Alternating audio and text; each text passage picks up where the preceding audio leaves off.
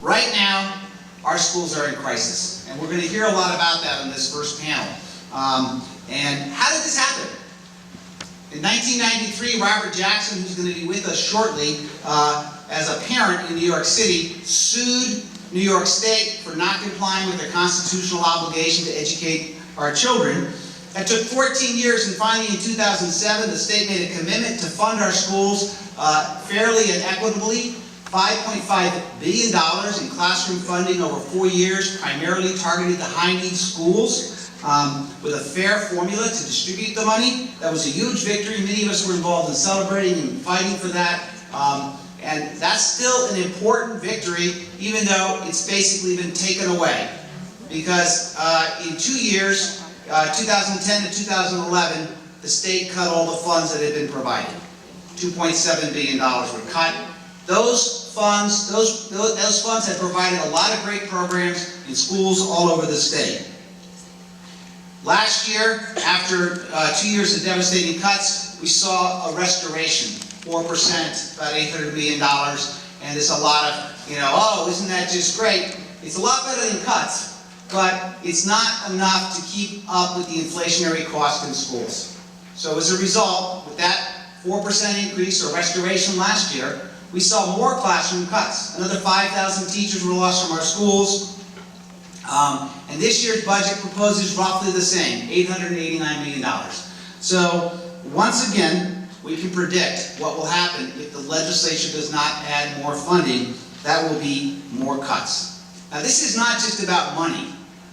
This is about what money can buy if used well. Because we have a huge contrast. A lot of our elected officials like to talk about how we spend more money than other states. Well, we're one of the leaders in the contrast in spending between wealthy and poor districts. In fact, the contrast is $9,000 per pupil between wealthy and poor districts. And we have some of the very best schools in the entire country. And they offer dozens of advanced placement courses, 6 or 7 foreign languages, dozens of arts electives and performing arts electives. They're fantastic schools. And what they prove is that money does matter. If you go to a wealthy community and you ask the parents in the community there, does money matter in your schools? They won't be confused. They are clear that the money does matter. They're getting over 90% graduation rates and over 90% of those kids enrolling in 4-year colleges. I see my friend Robert Jackson up at the top. Let's give him a hand. Robert Jackson. Come on down, Robert. We're going to try this right up here. He's the man that sued the state, and he's still fighting for our kids and has not stopped. We can't stop either. I'm going to cut short my remarks because of the fact that we got a little delayed in getting started here, the technical difficulties. But I do want to talk a little about the governor's budget a little bit more. So what we have is we have a proposal for a 4.4% restoration of funds. We can tell you right now it's not enough. It's not enough to stop another round of cuts, much less to do what we know is sorely needed in terms of improving our schools and making sure every kid actually has the opportunity that's their right. The governor's budget, it does have some programs that are promising, but they're very, very small. One that we're enthused about is a full-day pre-kindergarten program. The others, community schools and extended learning time, those are good strategies. They have a proven track record. But I want to be clear. These should not be pilot programs only offered for a few kids. We see extended learning time in the governor's State of the State address. He said, if a school district opts in, the state will pay the bill for extended learning time. Now, extended learning time, if you're not just doing more teach to the test, if you are actually doing extended learning time that's devoted to the opportunity to provide other educational opportunities for students, a broader range of opportunity, is highly effective. But what would it cost to actually meet what the governor said in his State of the State? When he said, if you choose to do it, if you opt in, we'll pay the bill. Well, just for the high-need districts around the state, it would be over $2.5 billion. What's the proposal? 20 million.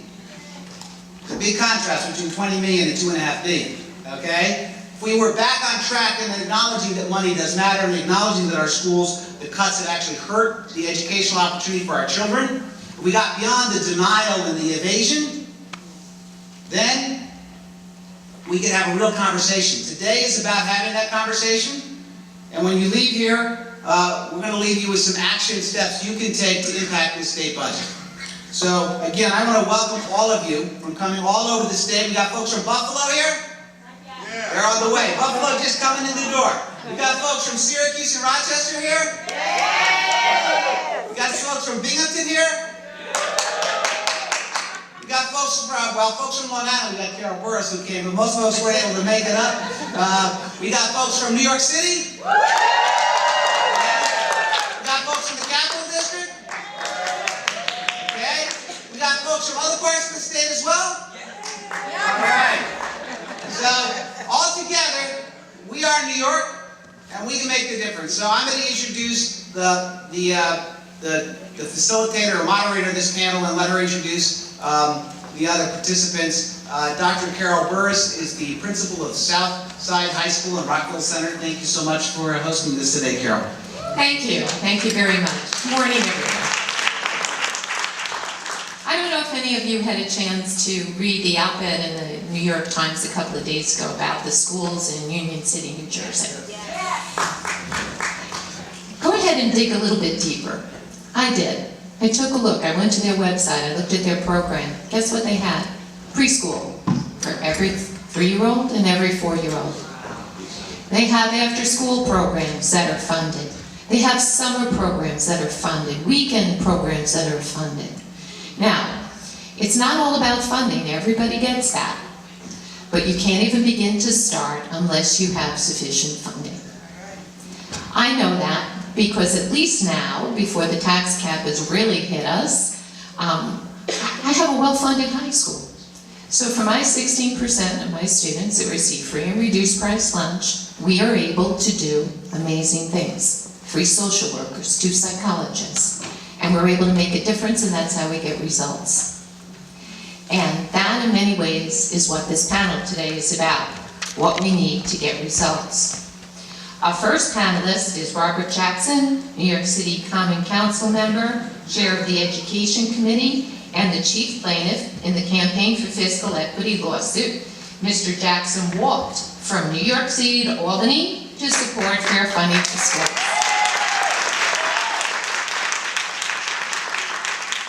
We also have with us Cynthia Williams, a parent leader with the Coalition for Educational Justice. Ms. Williams is a parent of 6 children and a longtime activist in city, state, and national education issues. With us today is also Pat Paleo, Yonkers Teacher Federation President, and a nationally board-certified teacher. Ms. Paleo is a veteran teacher in a school district facing many financial issues. Prior to being the UTF president, she was an art teacher during times of both fiscal distress and prosperity for the District of Yonkers. She's involved in PTA at county level and politically active in the state. And our final panelist is Dr. Patrick Michel. He is the Superintendent and Chief Executive Officer of the Hamilton, Fulton, Montgomery, BOCES District. Dr. Michel is a leading expert in matters of educational and fiscal insolvency, having experience with school districts facing these very issues today. So we're going to begin with statements from our panelists, followed by some questions from me, and then we'll open up the floor. So if you would lead us, Mr. Jackson? Sure. Do you mind if I stand? If you don't, I hope you don't mind if I stand. If you mind, I'll sit down. Do you mind? No! Okay, I just wanted to make sure that you didn't mind, because I just finished driving 3 hours from New York City, sitting on my rump. Yes. And I need to stand and stretch a little bit. I don't know, I used to take that ride from New York to Albany at least once a week when I worked 22 years for the New York State Public Employees Federation, a union, so I know what it is to drive to Albany. And when I was invited to be here, and Billy said you had to arrive by 11:30, I said I would be here, and I arrived about 5 minutes ago. So I am here because I am committed for the cause. Now, I know that you're here from all over the state, but I want to show by a show of hands, how many of you are committed to do what's necessary for our children? Okay? I'm looking around and I see everyone. Who's not committed? Raise your hand. Okay, I don't see anybody raising their hand. That's a good thing. Well, and part of what I do is to try to get you excited in order to do what you have to do. And I say that very seriously. As a legislator in New York City, I chair the Education Committee on the New York City Council. And if you don't know, the education budget is the largest single item in the city's expense budget of $70 billion. We spend about $24 billion to try to educate 1.1 million school children in New York City. But just quickly, from an opening point of view, is that we filed that lawsuit on behalf of the children. Almost all of you know about the lawsuit from a historical perspective. What's my time frame, moderator? I think we said 5-10 minutes. Oh, 5-10 minutes? Oh, good. I can run the marathon in that time.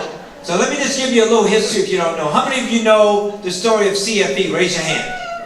Okay, so that means everybody doesn't know. Let me give you a quick summary. Do you mind if I come in front of the table? Billy, are you videotaping this or what? We are videotaping. Okay, that's good. Okay.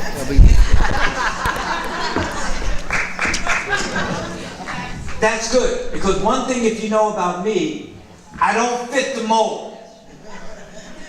I go outside of the parameters. You're outside the frame of the video right now. That's all right, I'm moving. And that's good.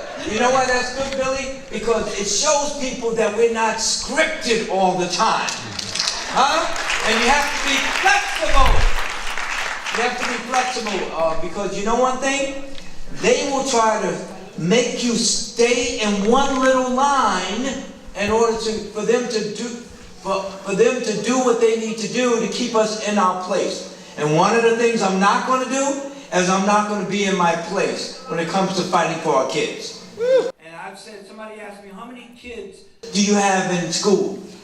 I said, well, I had 3 of my own going back, but I have 1.1 million children that belong to me.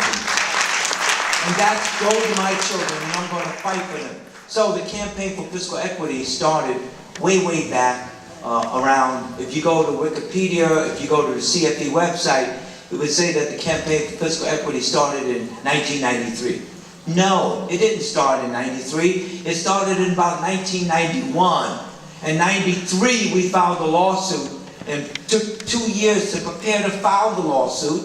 And we filed the lawsuit on behalf of the children because we felt our children were being denied the money from Albany, to guarantee our children a sound basic education. And I go to many forums and I speak. And I talk with excitement. I want to wake you up. I make sure you don't fall asleep. And I ask, how many of you, and I'm asking you this question right now. So I went by show of hands, especially the people coming in. Where you coming from? Buffalo! Buffalo! Hello, Buffalo. How much snow did you get up there? It wasn't that bad. Okay, good. So why are you late then? Come on in. Hey, listen. But seriously, I'm going to ask the question for all of the people coming in from Buffalo and everyone here. How many of you, by show of hand, want your children to get a sound basic education? Raise your hand. No, you don't. You don't want that. Because the sound basic education is the minimally acceptable standard that the state is obligated to give. Now that you know that, how many of you want your children to receive a sound basic education? Raise your hand. Hello? You raising your hand again? Wait a minute. You raising your hand? You don't want that. You want an excellent excellent education. How many of you want an excellent education for your kids? Raise your hand. That's what we want. So don't let them psych you up. You don't want a sound basic education. You don't want an adequate education. You want a real good, solid foundation so your children can grow up to be whatever they want to be. You want your children to dream. You want them to aspire. You want them to grow up and to achieve higher than you have achieved. That's what we want for our children. So, we filed a lawsuit. And the premise was 2 points. One, that the state of New York, by this funding formula, was discriminating against children in New York City. Why? What type of discrimination? Racial disparity discrimination in violation of Title VI of the 1964 Civil Rights Act. And number two, that they were discriminating against us because they were not providing us the type of resources that we needed to give our children that sound basic education. We weren't even receiving the minimally acceptable, that's not me, is it? That's not me, is it? We were not even receiving the minimally acceptable standard of money. So we sued. And we sued on those two premises. And you know one thing? The judge agreed with us. And we appealed it 3 times to the highest court. And on the opening day of the trial, on October 12, 1999, my youngest daughter, who is now 26, she was in intermediate school, her and her friends and about 35 other people, we walked from my home in Washington Heights, northern part of Manhattan, all the way downtown Manhattan to 60 Center Street, 12.1 miles. On the opening day of the trial. And the judge ruled in our favor. And we appealed it all the way. And the state, you know what the state said?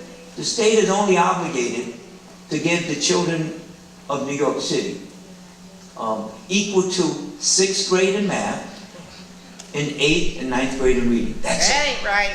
Is that right? Is that right? Ain't right. See, I have to engage you. Because if we don't engage you, you're not going to, when I tell you, are you ready to walk 12 miles? You're not going to go. If I don't engage you when I tell you, are you ready to walk from Buffalo to Albany? You're not going to say, me? Are you crazy? I'm not going there. No, you have to engage. So when they said that, I told our attorney from my heart, I'm going to walk all the way to Albany. He said, you're crazy. Yes, I am crazy when it comes to our children, to make sure they get a good education. Yes, I am.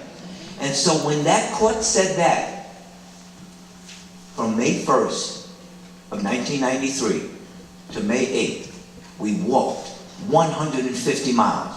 From New York, that court that said that at 25th Street and Madison Avenue, 150 miles. All the way to the highest court in the state of New York. And you know one thing? We won. Billions of dollars. Not hundreds of millions.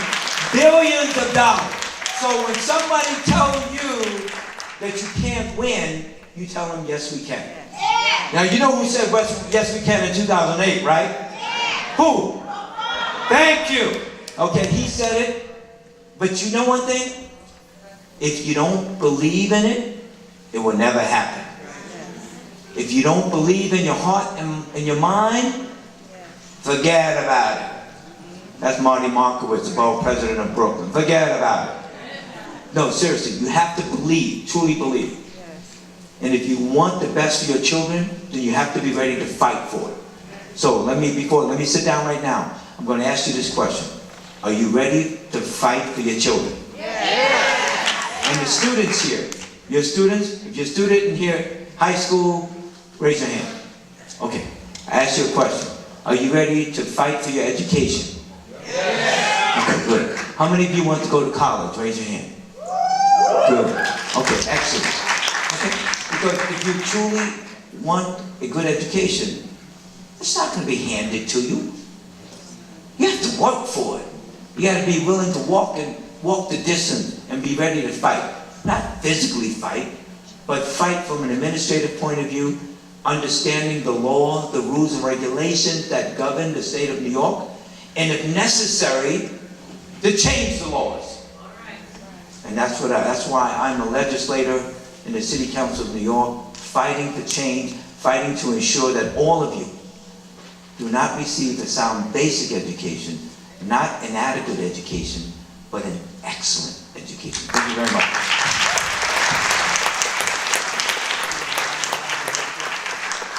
Thank you, Mr. Jackson. Next, we are going to hear from Cynthia Williams, the parent leader from the Coalition for Educational Justice.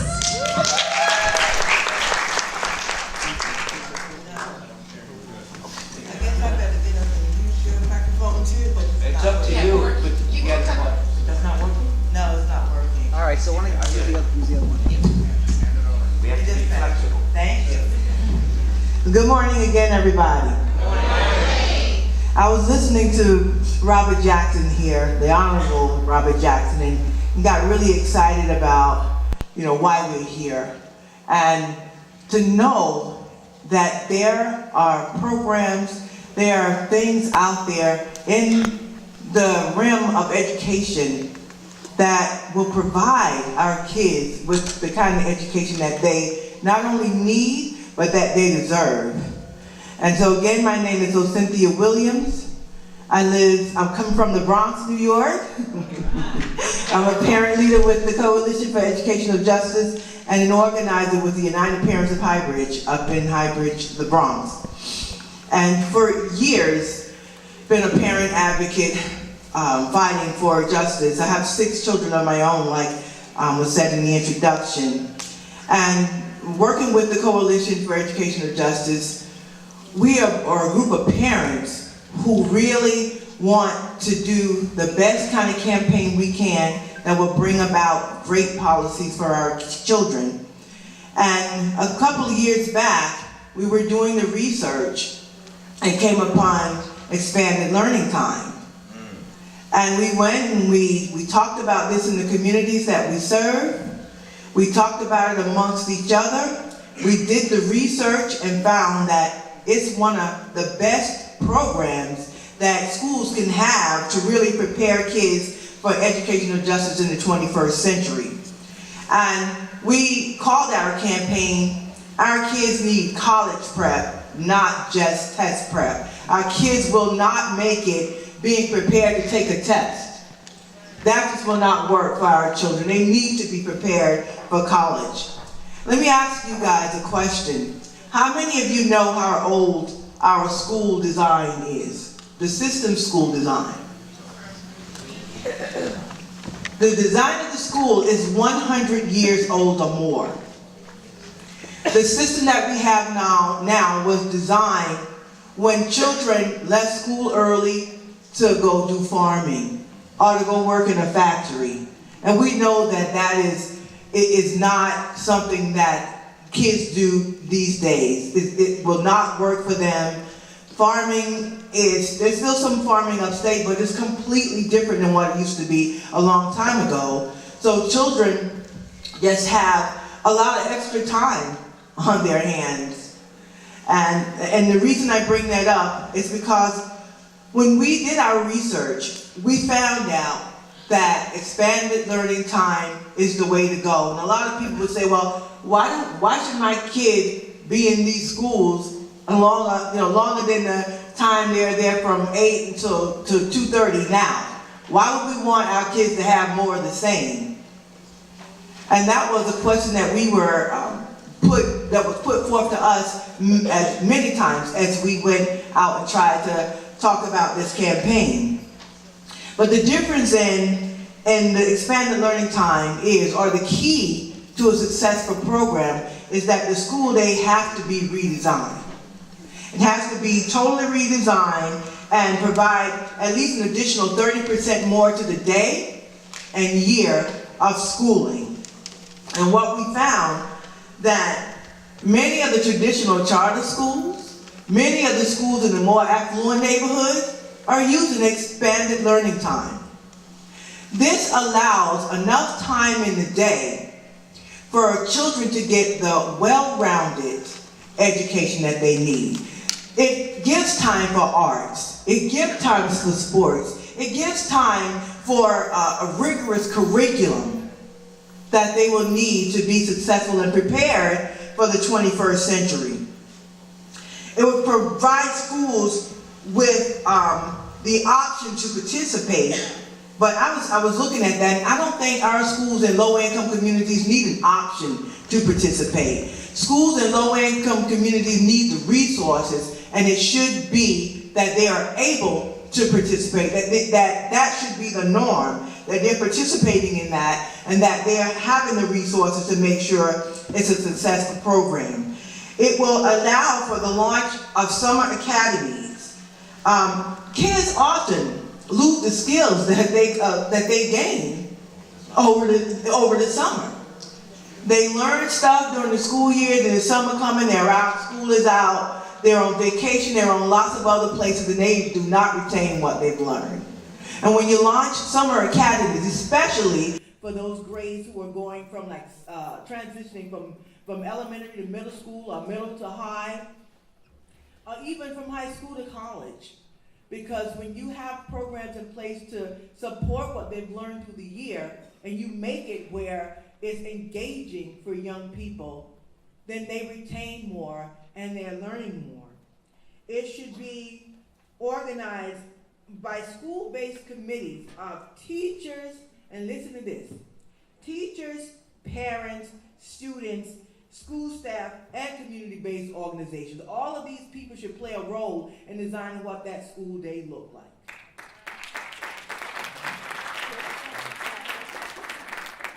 We feel that it should provide a well-rounded college preparatory curriculum for all students. It should be challenging, high-quality curriculum in all grades, including the Regents courses available to all middle grade school students, and advanced placement for college level courses for all high school students. And really important, it should be less teaching to the test and more intellectual challenge through hands-on problem solving, scientific investigation, critical analysis, and opportunities to apply academic skills and on world issues. We think that visual and performing arts have to be time for that. But physical education, they're always talking about our high obesity rate. If you take gym, if you take what we used to call PE from students, when you take away recess, how in the world are kids gonna be not obese? You have to give them time to really work out their stress and be able to think more clearly to perform better. We think that there should be college orientation courses in all middle and high schools. You can't wait till a child gets to high school to start talking about college. It should start from day one of school. Because in more affluent neighborhoods, when those kids are born, colleges are picked out for them already. So we need to be thinking about college readiness from day one in school. We feel that this would allow for the attraction, to attract, train, and keep the best teachers and principals.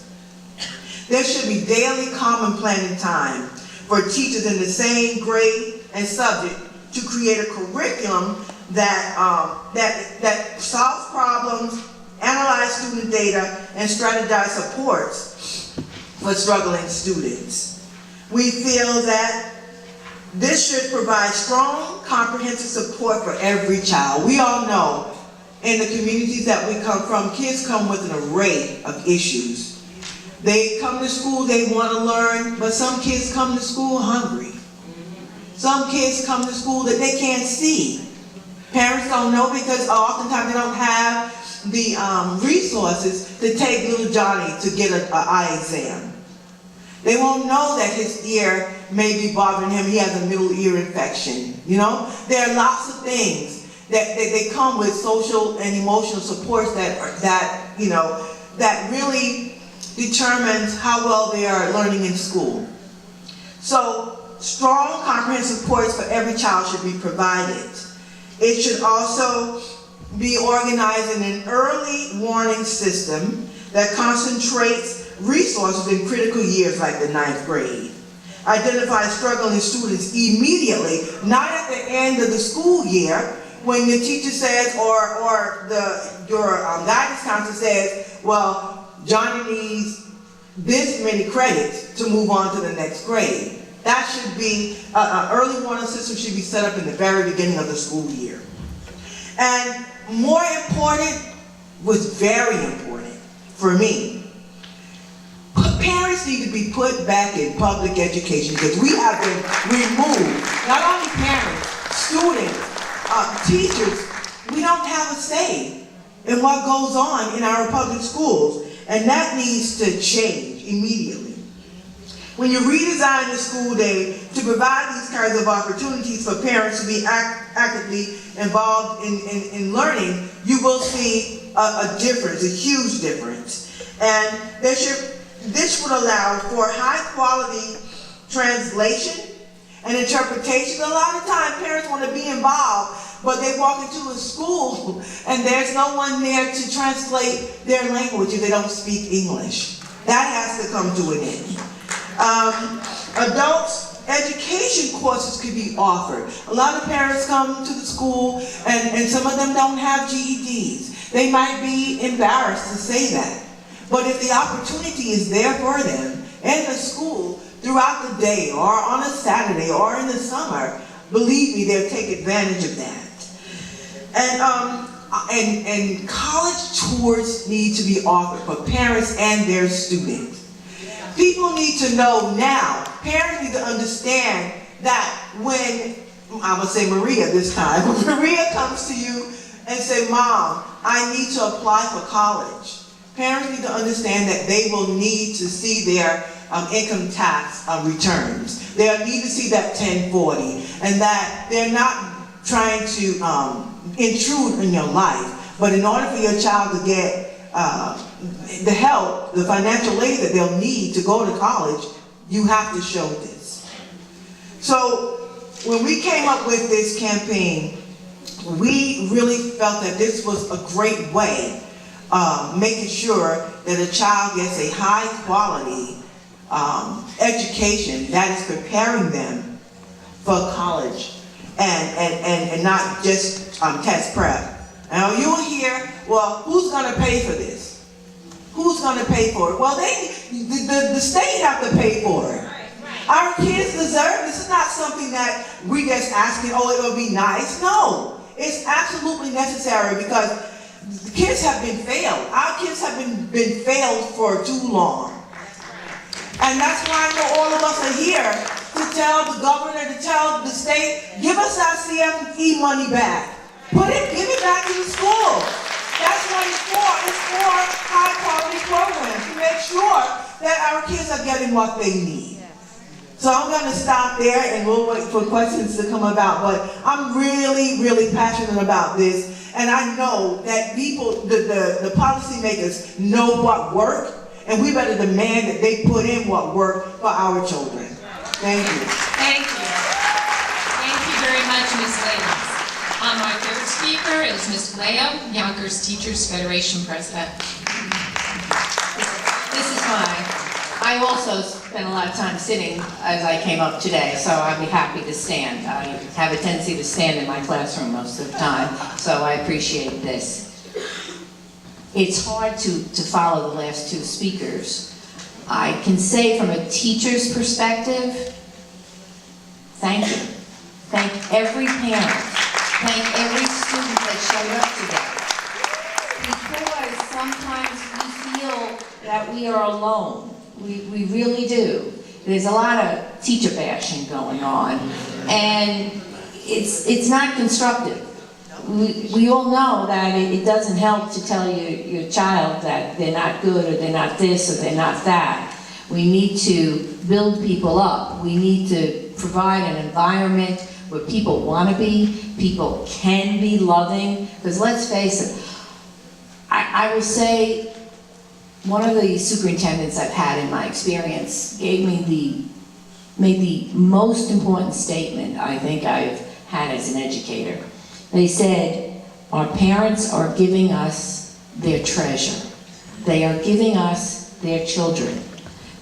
And I know that every teacher I've ever met takes that responsibility very deeply, and we appreciate the fact that you trust us and you give us your children. And we do, to the most, well, to my experience anyway, feel that they are our kids too. For that, 5-6 hours a day, they're ours. We see them every day. We know when they lost a button. We know when they don't have the right shoes because it's raining outside. We know when they need an extra $1.50 because they don't have enough money for lunch that day. I mean, I have 2 children. I hope that my kids' teachers took care of them the way I want to take care of your students. So really, I'm here because it's the appreciation that you're there, and we need you to fight. Because when we say we want more money, they think we want to waste it. We want more money. We deserve more money because your kids deserve more money. They do. In Yonkers, our PTA, and I want to tell you that I was treasurer of my PTA for, about 10 years. The quote is, our kids deserve better. Every student in America deserves better. In New York State, we are a wealthy state. We are not a destitute state. There are budgetary issues. There have been budgetary issues when I was growing up in Highbridge. All right? In Highbridge. I'm a Bronx girl. Which is why I'm so shy and quiet. We cannot let the momentary crisis steal the future of our children, and that's what they're doing. I don't know if they mean to do it. I don't know if they're stupid. I think they're just cheap. I think they're just goddamn cheap with your kids' education. I'm asking for books. I'm asking for computers. I'm asking for a dry roof. I'm asking for not having 35 in a class. Oh my gosh. Because when I went to school, I had 35 in a class, and I look at them and I go, yeah, and I bet they all spoke English, didn't they? And I bet that if you called home, you know what your mother would have done? They would have beat the out of you, all right? Then it's a little different today, and having 35 in a class will not give them the 21st century skills. That's like one of those buzzwords, 21st century skills. It is the same skills you needed in the 20th century. It means you have to learn how to think. You have to learn how to be flexible. You have to take the skills that my great-grandfather had, okay, when he lost his job, when he was a florist. He learned how to make radios, and then when he lost his job in the Great Depression making radios, he delivered mail. All right? It means you learn how to survive, and you take the skills. You need to learn how to read and write, and that's what 21st century skills. Don't let anybody give you any big buzzwords on that.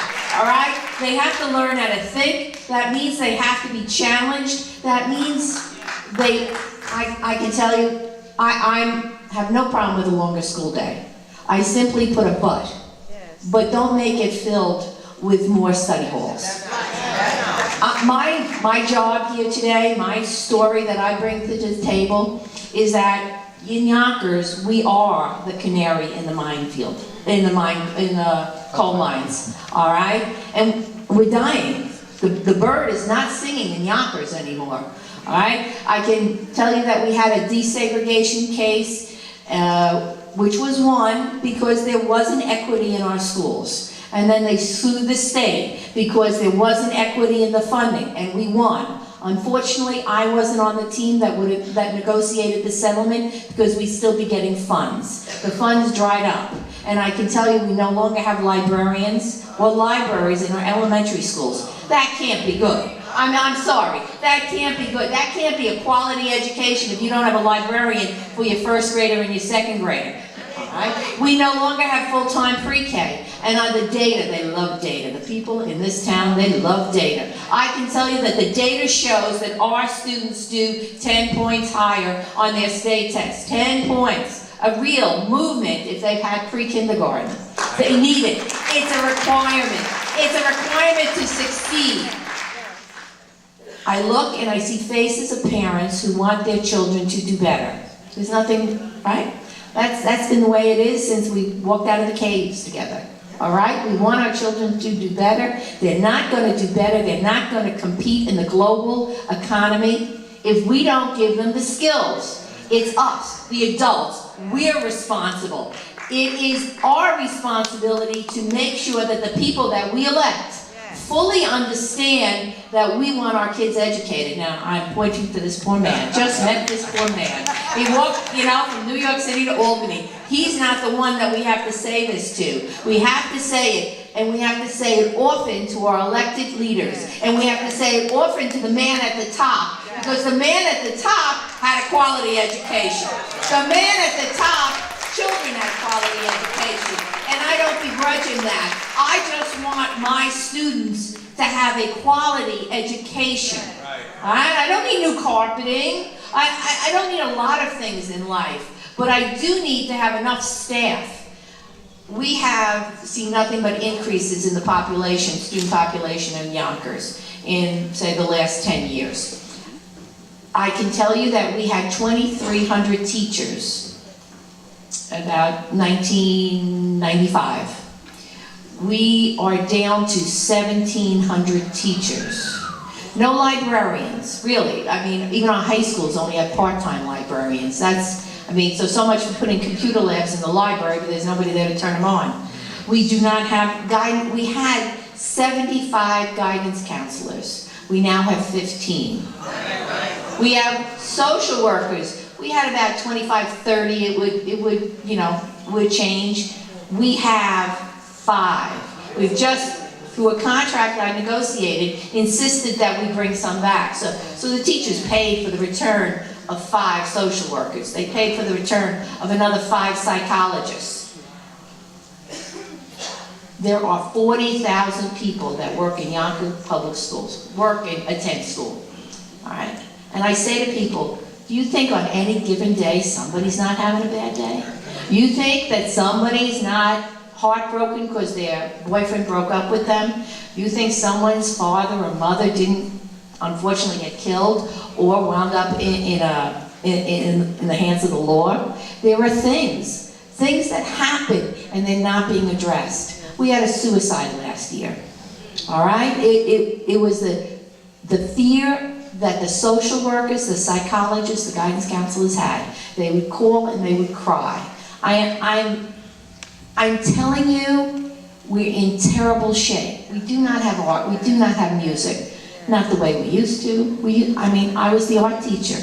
I saw 1,000 students. So it wasn't like I wasn't hustling. In 1 week, I saw 1,000 students. But every first grade, second grade, third grade, they had art. We no longer have that. We no longer have music. We no longer have our guidance counselors. Phys ed, we don't meet the state requirements. There doesn't seem to be a state police that will come down and enforce the regs that are on the books now. I need the parents to be mad. I need you to be fighting mad for your kids. And the blessing will be then the students will do well. And when the students do well, then you know what? The teachers are happy. Believe me. We want successful students. So I'm going to stop now and hand it on. Thank you, Ms. Blair. We're now going to hear from Dr. Patrick Michelle, the superintendent of the Hamilton-Fulton Montgomery BOCES. Do you all know what a BOCES is? Some of you might. The BOCES is a board of cooperative education, and when they were created, I think in the 1950s, if I remember correctly, for really rural and suburban upstate New York districts. And I'm from Brooklyn, so anything above Yonkers is upstate. So basically, what happened was that we're in New York City and large urban areas in New York State had enough students for critical mass to create career and technical education programs. Rural communities and upstate communities didn't have enough students in a single school district to create an automotive program or a culinary program or things like that. So BOCES was basically created so that communities of schools in a particular region to pool their resources together and create a career and technical education center, which is something that I run. And also various other programs. They could share services so they could be more efficient and more effective for students. So that's basically what ABOCES does. So, and I represent a rural area. We're very urban in our discussion here, but I have to tell you that a lot of the things that were said here are also true in rural areas, where we're seeing a huge amount of educational insolvency, and let's talk about that. To my left is a continuum, and it's always good for us to have a common language when we're advocating for something. And so a lot of us know what fiscal insolvency is. In other words, that you don't have enough money to pay the bills. That's fiscal insolvency. Educational insolvency is much more insidious than that. School districts keep their doors open, but they're not providing an adequate education. And what's happening is, and this is not a new phenomenon, it's just something that we put verbiage to, really. This is something that's really been going on for the last 10 years in New York State, if you actually look at the data and you look at what's going on. Basically, in rural communities, because of depopulation and various other things, 5 years now we've been dealing with fiscal shortfall. I know that the real fiscal crisis is 3 years old, if you think about it. But for rural schools, it's been 5 years old. And so we've been cutting and slashing for the last 5 years, to the point where we're in the same boat Yonkers is. Many of my school districts in my area, I have 15 in my area, and I'm basically in charge of those 15 school districts in those areas, along with the school boards and the superintendents.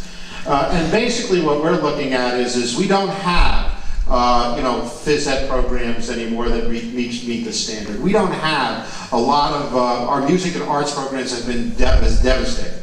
Our kids are not getting access to any of those programs anymore. And that's with a lot of school districts. Now, my school districts range from 65 children in one school district to 4,000.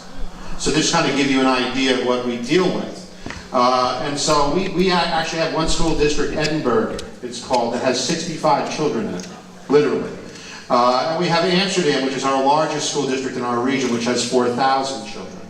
And so basically our economy of scale doesn't match the cities at all. So we really do have to work together a lot to make things work out where I come from. So we came up with educational insolvency as a term to sort of describe where we were at. And as I discussed it with our friends in the urban communities, we found that they basically are facing the same thing. And New York State is facing a real issue in the sense that we're saying we're educating children and preparing them for the 21st century. And in many ways, unless you're in a wealthy area or an area that has done a lot of innovation, we are not. So what we're facing and what we're working together for is that, and Cynthia, I have to tell you, I love coming to these programs because I find people that I have common views with all the time. And you were absolutely on target when you said that, our system is 100 years old. And I have to tell you that it's not out of the realm of possibilities for us to all take a look at that. I mean, if something's 100 years old, it is time to kind of revisit it and say, is it fitting the need? How about that for an idea? It's okay. Nobody's going to get hurt if we all get together when we discuss it and we start looking at it. Because really, the car that was in vogue 100 years ago was the Model T. And we really do have the Model T structure of public education here.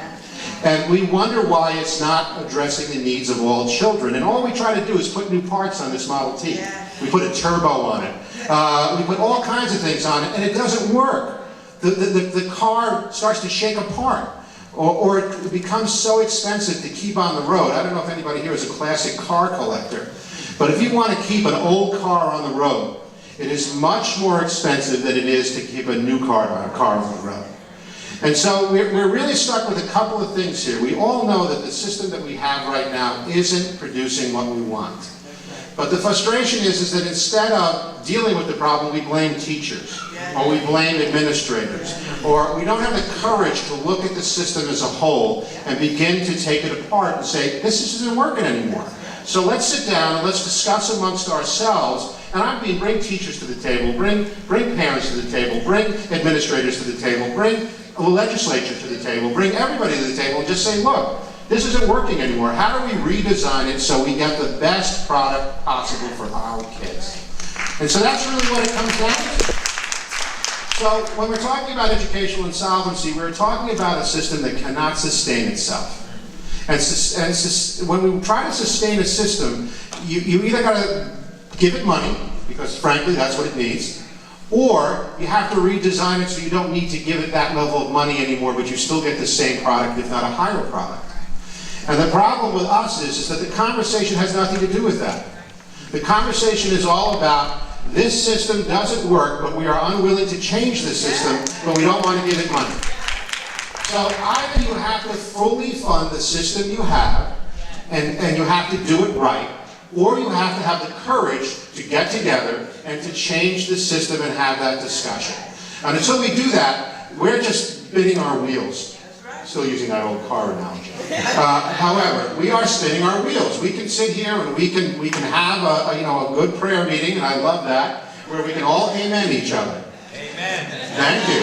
However, that amen only goes so far if we're not willing to take the action that is necessary to make the changes so our children get what they deserve.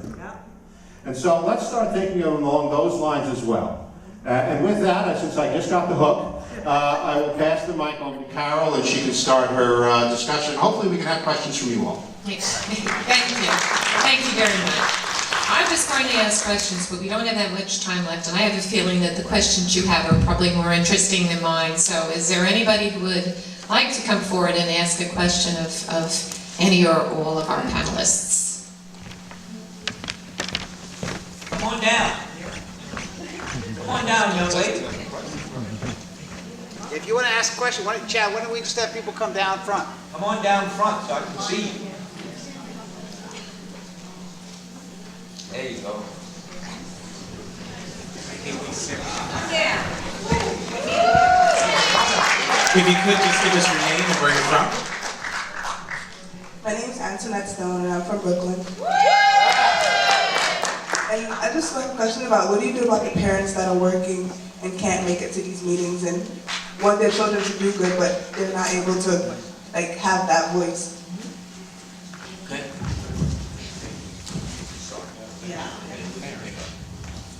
Okay, I'll tell you, the organizations that we work for, the Alliance for Quality Education and the Coalition for Educational Justice, we make the meetings when people can make them. If some people can come during the morning, we'll have a meeting in the morning. If they can come on Saturday or in the evening, that's when we have the meeting. We go to the people. That's exactly what we do.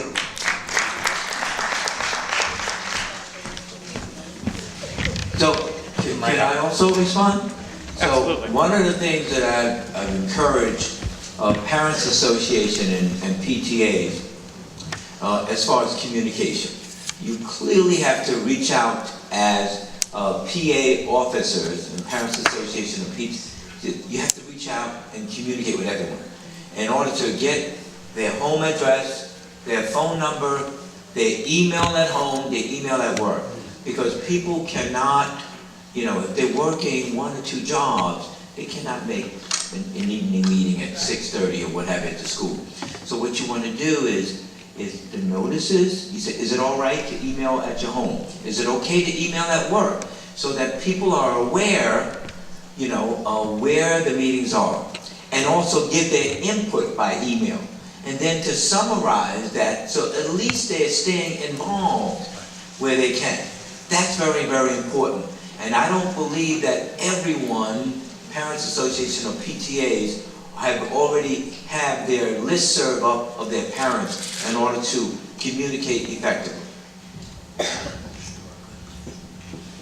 I can tell you up in our community, because we're really spread out. I mean, we cover 3 counties and it's hundreds of square miles. So we can't meet with people simply because they can't afford the gas to get to us. That's what it comes down to a lot of times. So basically what we've done is that everybody, and we found this, is mostly everybody has one of these. What is that? That's an iPhone that doesn't work right now. However, in general, we found that mostly everybody has those, and what we've started to do in our region, and we've been doing it for a while now, is a thing called Parent Connect, It's just another way of keeping parents involved, yeah. And basically it's a software package that parents can have on their phones, so they can actually see the teachers' grade books right online. They can actually see the attendance reports and visits to assistant principals as well. They can see everything right online. And parents can keep in touch that way, and it actually works very, very well. I think that's one of those redesign things that we need to talk about. Parents need, in my area, and I'm sure in the urban areas, because we just heard it, are working 2 or 3 jobs just to keep food on the table. Right. They don't have time to come in and discuss things like in the old days. When this system was designed, it was designed with a different family structure in mind, 100 years ago. So you need to look at it differently, you need to treat it differently. And so that communication has to occur in different ways, and we have to redesign our systems to support parents and to make them part of the team again. That's the biggest issue I see. How long have you had Parent Connected? We've had it, I would say about 3 or 4 years. Yeah, you know, and it's a good thing.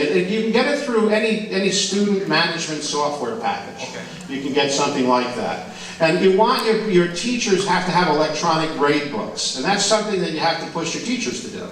Your teachers have to have electronic grade books for this to work. So these are all part of that, again, that change notion that we have to discuss. By the way, you have to have the money to pay for all this stuff. All right, your name and where you're from. I just want to say, teachers don't have a problem with that concept. In Westchester County, most of the school districts I know have it. We're beginning it in Yonkers, mostly because we did not have the money for it. The only thing, from a teacher's perspective, is give me time. If you expect me to email at 10 o'clock at night, I probably will not. I probably would, my children are grown. But you have people on a large spectrum, so that people should have time at work to be able to reach out, you know, and take care of that type of thing. Name and where you're from. Yep, Talana Jones. I live in Syracuse City from Brooklyn, New York. I have a son. Yeah, you see her? Okay. I have a son who is a 3rd grader who has special needs. And so you were talking about a system that's 100 years old, right? Our kids like mine, weren't allowed to go to school until about 35 years ago. Right. So when we talk about the equity issue, you know, we're definitely behind the 8 ball on that. But I wondered if all of the panel members, some of the panel members, could talk about the way that you've seen impacts on special education.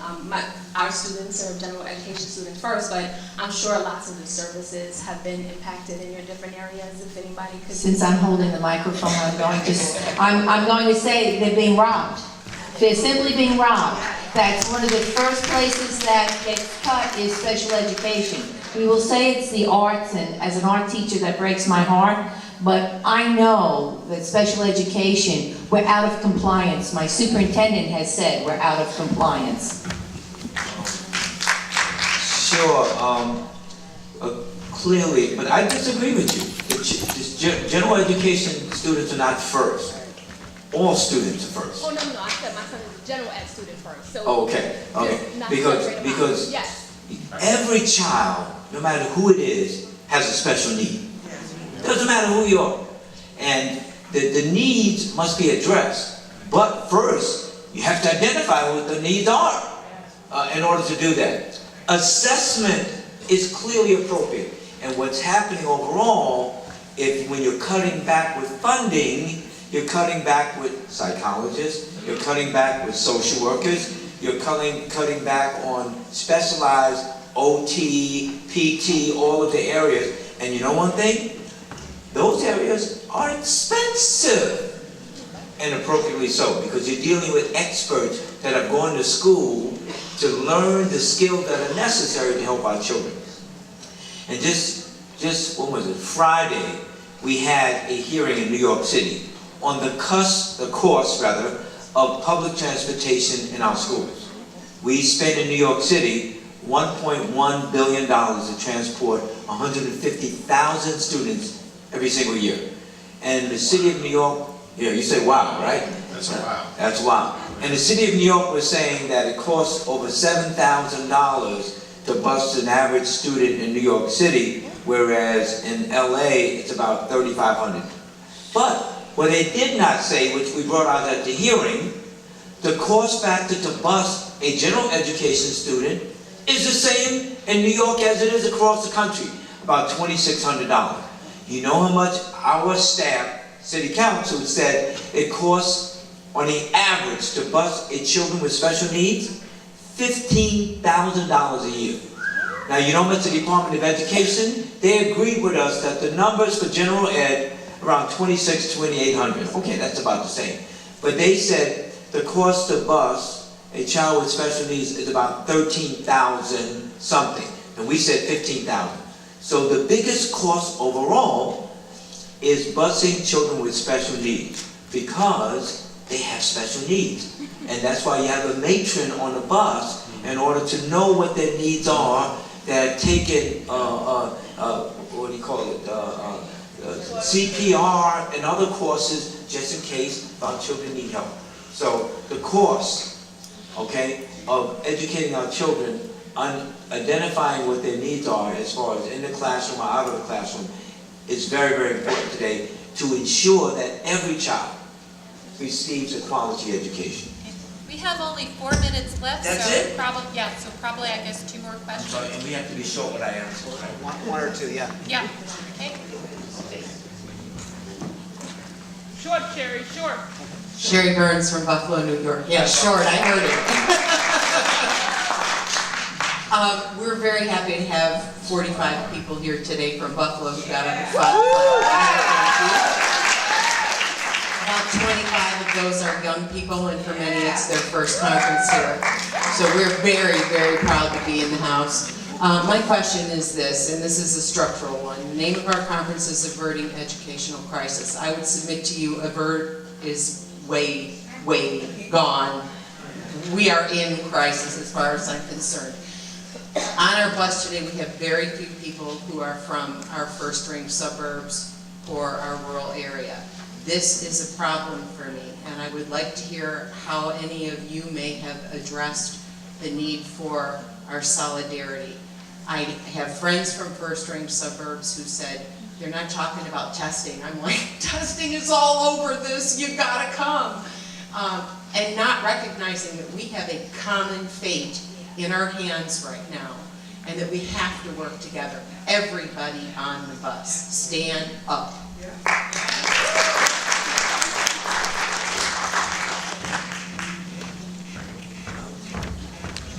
So, yeah, but what happens is that people are very parochial. They say, okay, well, that's happening in New York City, so it doesn't impact me. Or that's happening in Rochester. Or that's happening in the inner city of Buffalo, and we're in the burbs, so we're okay.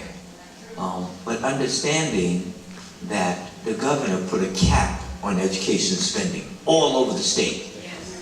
And, you know, and right now, all of the municipalities are being squeezed, and they're cutting back on after-school programs, this, that, and the other. And then you can't raise, I think, you know, because in New York City, we're part of the Big Five. Right. So where you, and a lot of other places, you have to, in order to increase, you have to have an education budget that must be approved. Is that correct? Correct, yeah, our budgets have to be voted on. Yeah, and people, like you said, are working 2 or 3 jobs, so they're struggling. Right. But the thing is that we have to rise up and stand together. That's what I tell people. It's imperative that every parent, that we educate every parent and every high school student, you need to know who your representatives are. Your city council member, your state assembly member, your state senator, your Congress member, your county executive, you need to know who they are. And when you see them, you need to go up to them and say, hi, I'm a student at so-and-so. Why are you cutting our after-school program? Yes. Why are you cutting back on your guidance counselor? How come we don't have a college advisor? You need to do that. Parents need to do that. Because you know one thing?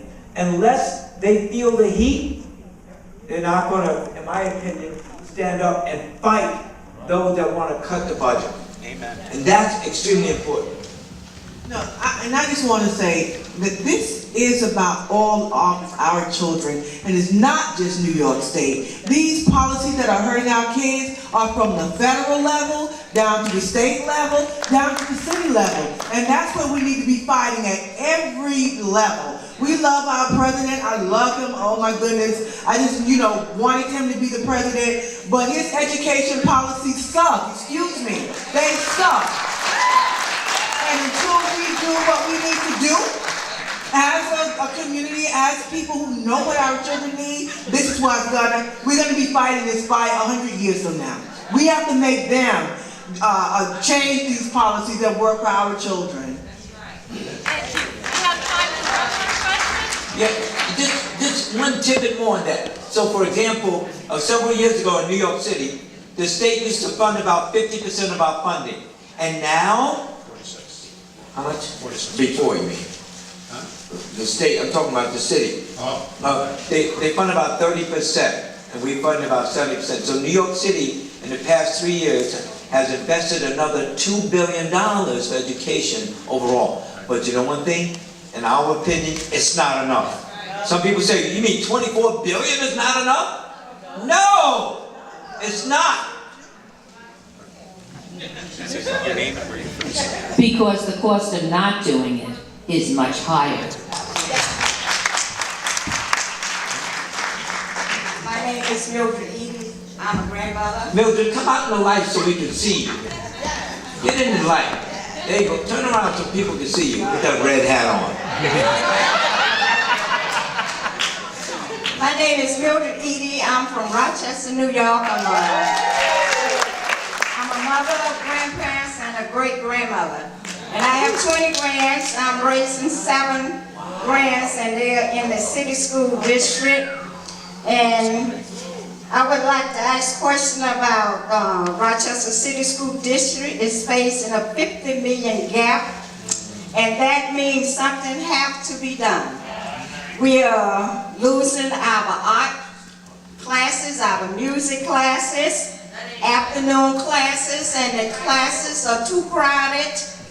The kids are too crowded in the class. They are packed in there like sardines. So we need to do something about that. Because we are all here for our kids. Not only my kids, for all of the kids all over the state. We are here as grandparents, and the executive and the Senate need to do something. They need to wake up. And we all need to wake up and work together. Are you going to run for office then? We have to work together. Are you going to run for office? Oh, we have to work together. Are you going to run for office? I wish I could, You can. Yeah, we need to work together. And grandparents and all of us need to come out to PTA meetings. Come out all the time and stop staying home. We got to come out and support our kids, because this is all about our kids. Our kids is more important. They need to get their education. They need it, because a lot of kids can't even read, but the teacher there sent them on to the next class. But how can you read to go to college? Some of my kids already went to college. And I want more kids to go to college and learn. And that's what it's all about. We got to stand together. We got to work together as one body in Christ. So grandmother of 20. Let me tell you, and I say to you very seriously, we need people like you to run for office. Amen. Now let me tell you, and I'm sure you know, what was your man's name? Edie. No, before that, Robert Duffy? No, Mildred Edie. No, Duffy was Mayor. what? He's asking who your last mayor was. Oh, Duffy. Okay, and what's his title now? Lieutenant Governor. Yes. Hello? You better call him up. Yes. You better call him up. Oh, yes. Because you know one thing? As a former mayor, he knows what the situation is in Rochester. He knows that. But I wonder whether or not he's speaking up and telling the governor, even in private, listen, we have to fund education. So, also, maybe what you need to do is all of your parents, make sure that everyone in Rochester knows who their state assembly members are, who their state senators are, and ask them, are you going to stand up for our children in Rochester? Now what they will tell you is this, oh, I stand up in the Democratic caucus, or I stand up in the Republican caucus. Well, are you going to stand up and tell them if they don't fund our children's education and ask them to vote no on the budget? Those are the tough questions that we have to ask overall. So, but you're not too old to run for office.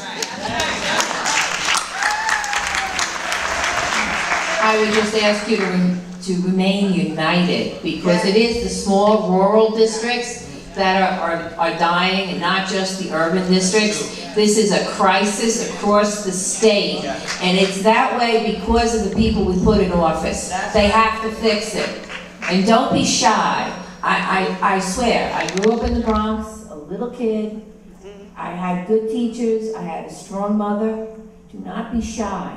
You have the right to vote, and they have to listen to you. They have to listen to you. If not, vote them out of office. Yes. If not, vote them out of office. All right, let's give a big round of applause for our panel there. Let's give a round of applause to Ms. Edie too there for wrapping it up for us. So, I want to thank, again, what we have here is a panel that really does bring together the different sectors that are concerned about education. We have the parent, we have a teacher who's also the president of our local teachers union, we have an elected official who's been a leader in the fight for educational justice for a long time, we have a district superintendent from BOCES district that represents rural and small city school districts, and we have a principal from Long Island. We're all saying the same thing. We're all saying that our state government needs to take responsibility for our schools, and this afternoon there will be an opportunity to ask the question Ms. Edie just was asking or pointing of what will you do to the Assembly and Senate education chairs who will be here on the 3 o'clock panel. Okay, so they need to you need to ask them that question. What we're going to do now, I just want to do two things. One is just wrap up some of make sure people understand what are the logistics of the rest of the day, since it's a little different than is the program, okay? And the other is just to be clear about what's happening in terms of what's going on down at the other end of the plaza, in the Capitol building, as we speak, and over the next month and a half, and what we can do about it. So they're going to be making a decision about that budget. And our bottom line is they have to put in more money, and we're saying they have to put at least $350 million in just to stop cuts that does not even get us to the point of addressing the need for the improvement that all the panelists talked about here. At least $350 million above what's in the governor's proposal. How much is in there, Billy? Well, there's $890 million in there. And the way that they have, they always do a little trickery in the budget. So last year there was about $800 million. That's the increase over last year. Last year there was about the same amount of increase, and we saw more cuts.